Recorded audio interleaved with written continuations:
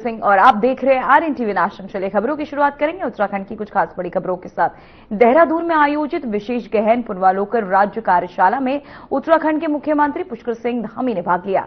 इस दौरान उन्होंने राज्य में चल रही प्रमुख विकास परियोजनाओं और मुख्य सेवक संवाद के तहत सामने आए मुद्दों की समीक्षा की। साथ ही मुख्यमंत्री ने अधिकारियों को जन सुनवाई को मजबूत करने और विकास कार्यों में तेजी लाने के निर्देश भी दिए। वहीं कार्यशाला में युवाओं के लिए कौशल विकास, रोजगार, कृषि और बागवानी जैसे क्षेत्रों पर विशेष ध्यान देने पर भी चर्चाएं हुई।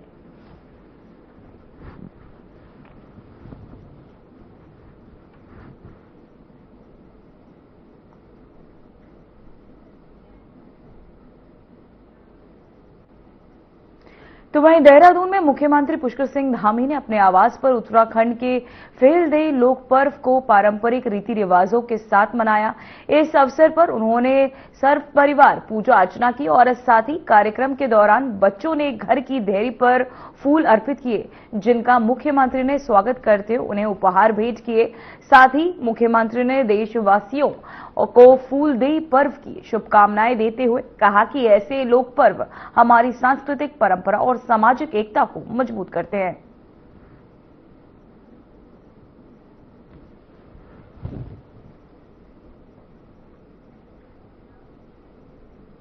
तो वहीं उत्तराखंड के मुख्यमंत्री पुष्कर सिंह धामी ने टनकपुर स्थित उप जिला अस्पताल का दौरा कर वहां की स्वास्थ्य व्यवस्थाओं का निरीक्षण किया।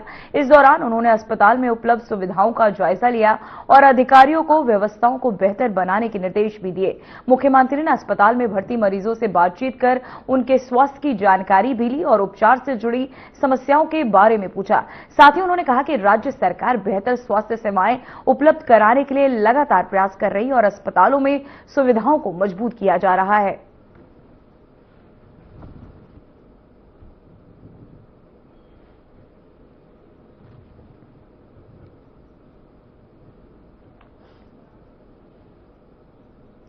तो वहीं उत्तराखंड में बजट सत्र के दौरान विधायकों ने अपने अपने क्षेत्रों की समस्याएं उठाई।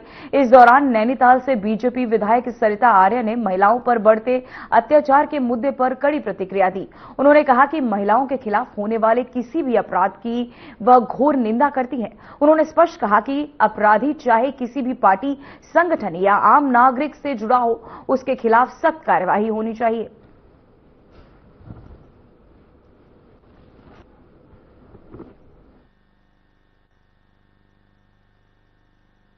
के ऊपर जो अपराध हो रहे हैं उसमें मैं बहुत निंदा करती हूँ कि हमारी बहनों के ऊपर चाहे कोई भी व्यक्ति हो, जनता का हो, पार्टी का हो, उसके ऊपर हमारी सरकार कार्रवाई कर रही है और वो पकड़े भी जा रहे हैं। और हम ये चाहेंगे कि जो महिला अपराध इस समय हो रहे हैं उसमें प्रशासन, पुलिस प्रशासन सभी हमें सहयोग भी करते हैं, तो उसके लिए भी मैं सरकार का बहुत बहुत धन्यवाद।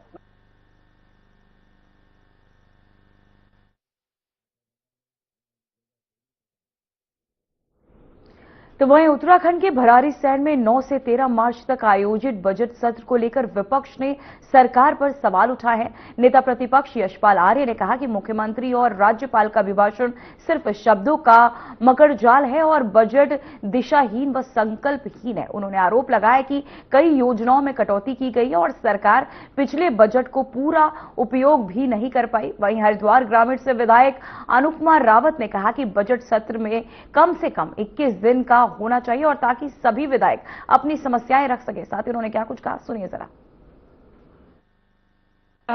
देखिए, सत्र तो हमेशा ही अच्छे रहते हैं, अच्छे मानने चाहिए, क्योंकि इसका इंतजार हम भी करते हैं, हमारी जनता भी करती है।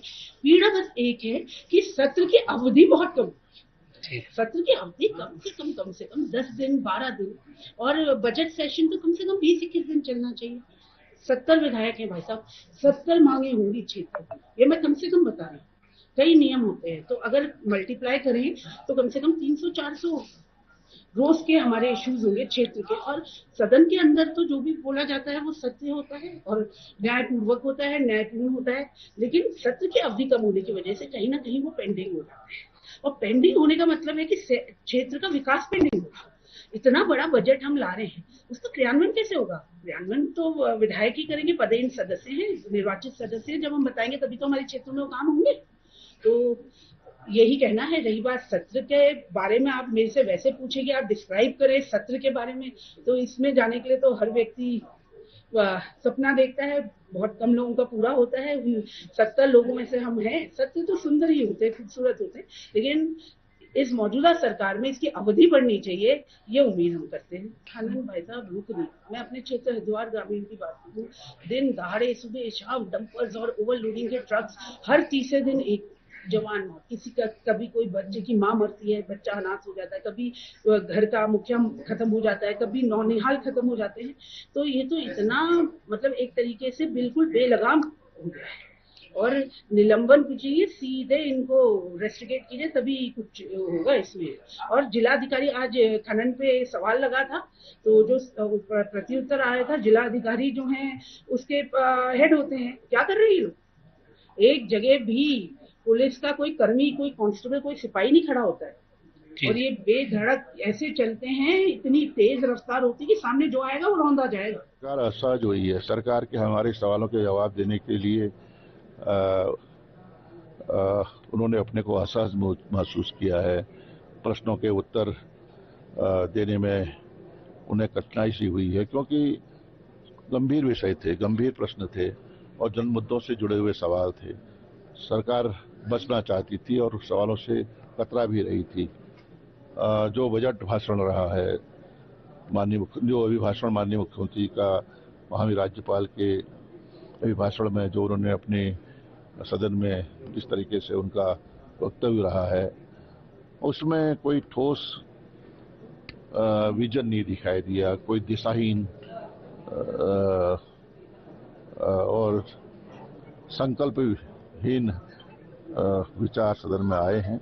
लेकिन हम कह सकते हैं कि यह बजट निश्चित रूप से दिशाहीन है, निराशाजनक है और कोई विजन नहीं है, कोई दृष्टि नहीं है, कोई रोड मैप नहीं है, कोई भविष्य की रूपरेखा नहीं है। और ये चुनावी बजट है और इसमें शब्दों का जाल है, मकड़ जाल है। और लेकिन जनता हताश है। हर वर्ग के साथ नाइंसाफी देखने को मिली है। जो महत्वपूर्ण, जो हमारे कार्य, जो हमारे जो प्रमुख योजनाएं हैं, चाहे वो अनुसूचित जाति के साथ हो, जनजाति की हों, जो हमारे अकलियतों की हों, जो हमारे पिछड़े वर्ग की हों, लेकिन उन योजनाओं में भी धनराशि में कटौती कर दी गई है। आकार बड़ा है बजट का, 1,11,000 करोड़, लेकिन पिछले वर्ष का अब के पन्ने पलटें तो 50% भी पैसा राज्य सरकार विभिन्न विभागों में खर्च नहीं कर पाई। यह बजट केंद्र सहायतित योजनाओं से आधारित है और इस बजट में जो सेंट्रल स्पॉन्सर्ड स्कीम्स हैं, उसके जरिए उस खाई को पाटने की कोशिश की जा रही है। तो लेकिन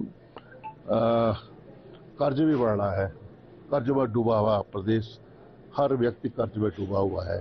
और यह भी स्पष्ट है कि कर्मचारियों का वेतन भी लोन लेकर चुकाया जा रहा है और डबल इंजन की सरकार।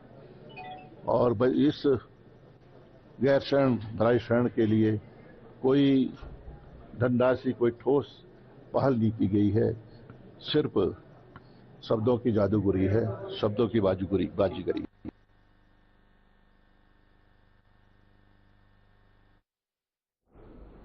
तो वहीं उत्तराखंड विधानसभा के बजट सत्र में अवैध खनन का मुद्दा जोरदार तरीके से उठा। इस दौरान विकासनगर से बीजेपी विधायक मुन्ना सिंह चौहान ने कहा कि खनिज एक खुली संपदा है, लेकिन कई मामलों में अवैध खनन की शिकायतें सही पाई जाती हैं। उन्होंने सरकार से इस पर अधिक सख्ती और निगरानी की जरूरत भी बताई।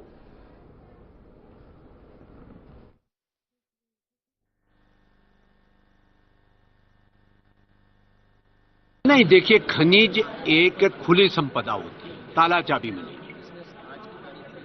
तमाम प्रयासों के बावजूद भी कहीं ना कहीं अवैध खनन की, नदी क्षेत्रों से खनन के चोरी की, ये शिकायतें आती रहती हैं और कुछ शिकायतें जेन्युइन भी होती है।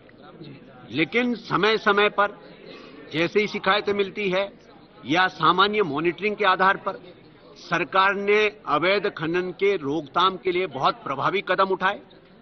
आपने देखा होगा, आपने मुख्यमंत्री जी के ने जो अपने बजट भाषण में या राज्यपाल महोदय के अभिभाषण पर चर्चा के दौरान भी मुख्यमंत्री जी ने इसको रेखांकित किया कि जहां हमारा खनन का राजस्व 400 करोड़ था, वो बढ़कर के 1200 करोड़ हो गया। तो जाहिर तौर पे है जो खनन का है, जो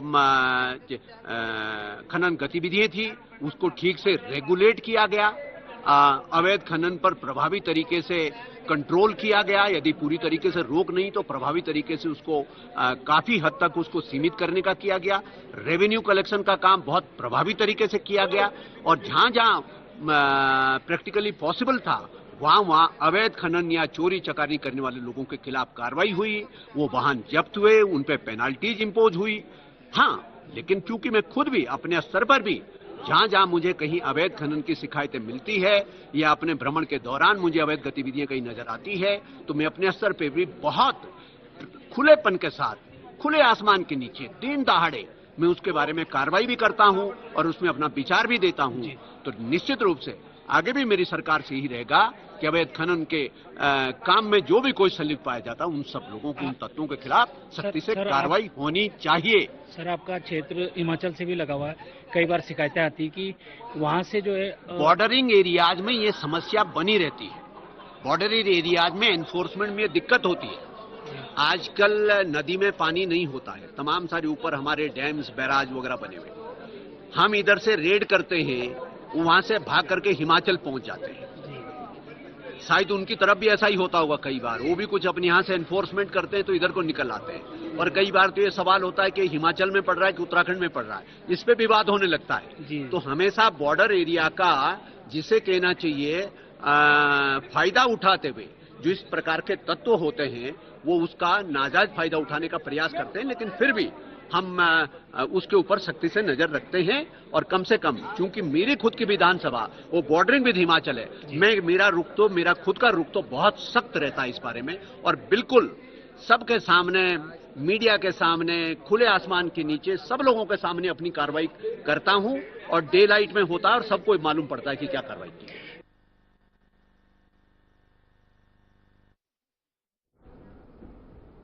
तो वहीं उत्तराखंड में हाल के दिनों में गैस आपूर्ति के व्यवधान के कारण कई जिलों में सिलेंडरों की किल्लत की स्थिति देखने को मिली।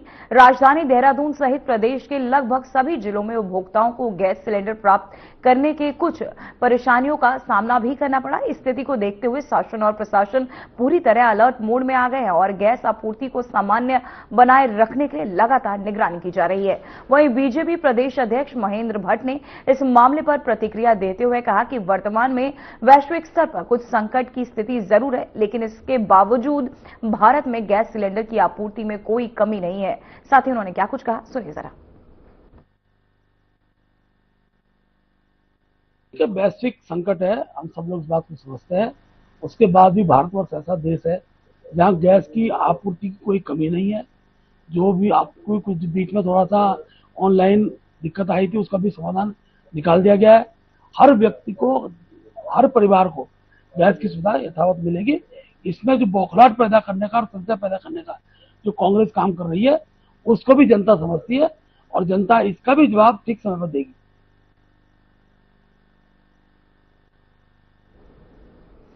तो वही टीम इंडिया के स्टार स्पिनर कुलदीप यादव ने मसूरी के ऐतिहासिक द स्वाय में अपनी बचपन की दोस्त वंशिका चड्ढा से शादी कर ली।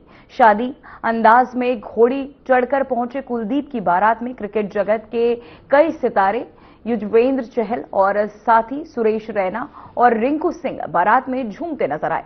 इसके अलावा शादी समारोह में धीरेन्द्र शास्त्री समेत कई हस्तियां शामिल हैं। बता दें कि 17 मार्च को लखनऊ में रिसेप्शन पार्टी आयोजित होगी।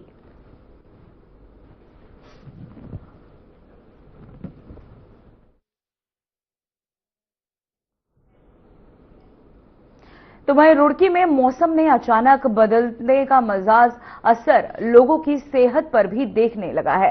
गर्मी की शुरुआत के साथ उप जिला चिकित्सालय में वायरल बुखार, खांसी और जुकाम के मरीजों की संख्या तेजी से बढ़ रही है। अस्पताल में रोज बड़ी संख्या में मरीज उपचार के लिए पहुंच रहे हैं।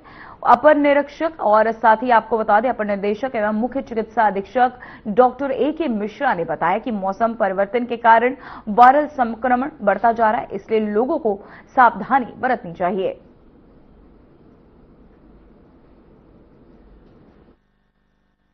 मौसम में बदलाव आया है, सर्दी खत्म हो गई है, गर्मी की शुरुआत हो गई है। इस मौसम में बड़ी मरीज बढ़ जाते हैं वायरल के, जो बुखार, जुकाम, खांसी, इस तरह के मरीज ज्यादा आने लगे हैं। अतः बदलते मौसम को देखते हुए आप सबसे पहले ठंड से बचें और धूल से बचें। खाने में आप बासी खाना न खाएं, ताजे फल खाएं, साफ सफाई का विशेष ध्यान रखें। सभी में सुधार हुआ है। सबसे पहले तो एम्बुलेंस वालों की भीड़ अंदर लगी रहती थी, उनका आना अंदर बंद हो गया है। प्राइवेट वालों का वो अंदर नहीं आते अब। बाकी जो दलालों का अड्डा बना हुआ था वो भी कम हो गया है, बहुत कम हो गया है।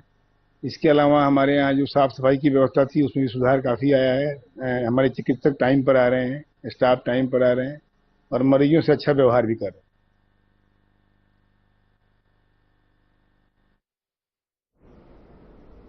तो वहीं टिहरी गढ़वाल में राजकीय इंटर कॉलेज पाकवी देवी में एसडीआरएफ उत्तराखंड की ढालवाला टीम ने आपदा प्रबंधन पर जन जागरूकता एवं प्रशिक्षण कार्यक्रम आयोजित किया।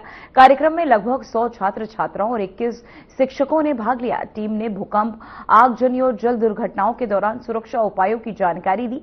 साथ ही first aid, CPR, bleeding control और घायलों को सुरक्षित तरीके से ले जाने की तकनीक भी सिखाई गई। वहीं रिवर क्रॉसिंग और आधुनिक रेस्क्यू उपकरणों का प्रदर्शन भी किया गया।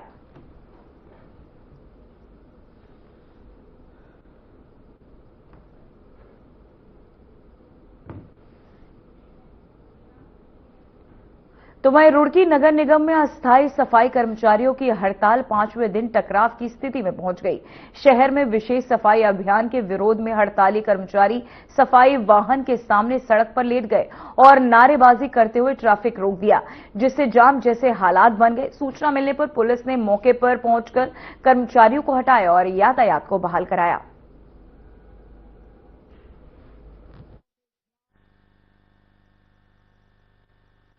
देखो, 4 रोज से हमारी यहाँ इनकी साथ में मीटिंग चल रही है। हम लोगों ने इनकी हर मांगे पूरी की है। जो हमारे नगर निगम की हित में थी वो हमने उनकी पूरी मानी। जो प्रशासन की है वो तो देखो टाइम लगता है हर चीज के अंदर। तो मैं यही कहना चाहूंगी उनको, एक वो हमारा परिवार है, हम उनका सम्मान करते हैं। तो ये सोचते वो किसी तरीके से नहीं मानते। तो आज हमने हमारी जो परमानेंट टीम में थी, सुपरवाइजर, कर्मचारी, उनको बुला के हमारी पूरी हमारे अधिकारी लोग, हम लोग पूरी हमारी पार्षद भाइयों, तो हमने यहाँ सफाई अभियान स्टार्ट किया उनका कि ये शहर कब तक गंदा रहेगा। तो उन्होंने, अब वो तो देख ही रहे हो आप लोग, क्या उन्होंने हंगामा मचा रखा है। तो ये सब चीजें गलत है। नहीं, डर किसी चीज का नहीं है हमें उनकी जिम्मेदारी वो लोग लेंगे जो वो धरने पे बैठे हैं, जो हमारे आउटसोर्स के बैठे हैं, उनकी वो जिम्मेदार होंगे। अगर हमारे परमानेंट कर्मचारियों के साथ में कुछ भी हो सकता है तो उनके जिम्मेदार वो होंगे। बिल्कुल। हाँ, नगर निगम के कर्मचारी हड़ताल पर थे, तो हमारे मंत्री साहब, हमारे मेयर साहब ने वार्ता की उन लोगों से। वार्ता के पश्चात आधे कर्मचारी जो हमारे पक्के थे वो सभी काम पे आ गए और जो टेम्परेरी थे वो अभी जो है काम पर नहीं आए हैं, उनका भी हड़ताल चल रहा है। तो चूंकि नगर ज्यादा गंदा हो गया था, इसलिए लोगों ने विचार किया कि ये कूड़ा इकट्ठा जो है वो सड़कों पे फैले ना, इसलिए इस कूड़े को हटा लिया जाए। तो उसी के सिलसिले में आज जो है ये अभियान चलाया गया था और इसका विरोध जो वहाँ पर हड़ताल में बैठे थे उनके द्वारा किया गया और जो है वो विरोध किया गया कि आप लोग भी काम न करें। तो ऐसा नहीं होता है भाई, हमारा नगर साफ कैसे होगा, लोगों को प्रॉब्लम होगी। और हम व्यवस्था कर रहे हैं कि ये सारे कर्मचारी जल्दी जल्दी लौट आए और सफाई व्यवस्था सुचारू हो। नहीं, बदतमीजी तो नहीं हुई, लेकिन हाँ हाथ टाक थोड़ा हुआ है और लोगों ने नारेबाजी की है, लेकिन ऐसी कोई बदतमीजी नहीं हुई है और हम चाहते भी नहीं है कि कोई बदतमीजी हो और इस तरीके का और सौहार्दपूर्ण वातावरण बना रहे। और मेन लक्ष्य है कि हमारा नगर साफ सफाई दुरुस्त हो और सभी लोग काम पर वापस लौटें। देवभूमि कर्मचारी एसोसिएशन जो है हमारे यहाँ, उनके नेतृत्व में ये कार्य बहिष्कार 9 तारीख से किया गया था। तो जो महापौर मैम है, पार्षद गण है, हम लोग हैं, सबके द्वारा 9 तारीख, 10 तारीख, 11, 12 मार्च कंटिन्यू डेली जो है इनसे वार्ता की गई, लेकिन जो नगर निगम के स्तर के बिंदु थे उस पर सहमत बनी, और जो शासन स्तर के थे, जैसे 30,000 कर्मचारियों का वेतन करना, या कर्मचारी जो आउटसोर्स और स्वच्छता समिति के कर्मचारी हैं उनको नियमित करना, या समान कार्य के वेतन या अथवा संविदा करना, जो हमारे हाथ में नहीं है, उसको ये हुआ कि इसको एक बोर्ड में पास करा के प्रतिवेदन जो है माननीय शासन को भेजा जाएगा, और उसको माननीय महापौर जो है वो करेंगे, परसों करेंगे। लेकिन जो है उसके पश्चात आज जो है माननीय महापौर जी की अध्यक्षता में जो परमानेंट कर्मचारी हैं, और उसमें पर्यावरण मित्र और सुपरवाइजर, उनको भी बुलाया गया था। उसके साथ साथ सभी जो कर्मचारी और पर्यावरण मित्र और सुपरवाइजर है उनको भी बुलाया गया था। उनके साथ बैठक हुई। बैठक के पश्चात यह तय हुआ कि शहर में 4 दिन से लगातार गंदगी फैल गई है, और जिससे बीमारी फैलने का खतरा हुआ है, और जगह जगह से फोन आ रहे हैं। तो आज हम लोग जो है शाम को 4 बजे सफाई अभियान चलाएंगे। इसके संबंध में प्रशासन से भी सहयोग मांगा गया था, और पुलिस से भी, और इस संबंध में सुबह जो है ज्वाइंट मजिस्ट्रेट सर के स्तर पर बैठक भी हुई थी। वो रुड़की की सफाई व्यवस्था चरमा रही है, क्योंकि हमारे जो कर्मचारी हैं आउटसोर्स के और स्वच्छता समिति के, उन्होंने स्ट्राइक की, और उन्होंने जो हमारे नियमित कर्मचारी हैं उनको भी काम नहीं करने दिया। हम लगातार उनसे वार्ता जारी है, 4 या 5 दौर की वार्ता हुई। कल भी हमने उनके साथ वार्ता हुई, और बहुत सौहार्दपूर्ण तरीके से वार्ता हुई। वो भी हमारे परिवार के सदस्य हैं, और हम नहीं चाहते कि किसी भी तरीके से उनका कोई नुकसान हो, और जो भी हम उनको फायदा दे सकते हैं वो हम देने के लिए थे। कल जो है हमने उनकी लगभग सारी मांगें स्वीकार करी, लेकिन एक मांग ऐसी थी कि जो हमारे स्तर की है ही नहीं।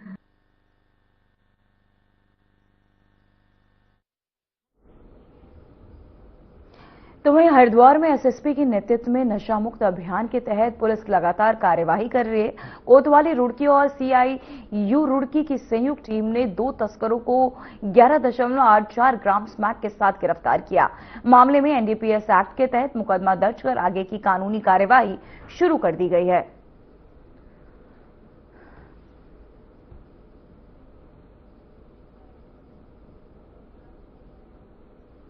तो वहीं देहरादून में गैस सिलेंडर की कालाबाजारी की शिकायतों पर प्रशासन सख्त हो गया है। जिलाधिकारी के निर्देश पर गैस एजेंसियों पर औचक निरीक्षण किया गया। जांच के दौरान डिलीवरी में गड़बड़ी और उपभोक्ताओं में ओटीपी लेकर सिलेंडर न देने की शिकायतें भी सामने आई। मामले को गंभीरता से लेते हुए प्रशासन ने संबंधित सुपरवाइजर और डिलीवरी मैन के खिलाफ मुकदमा दर्ज करने के निर्देश भी दिए हैं।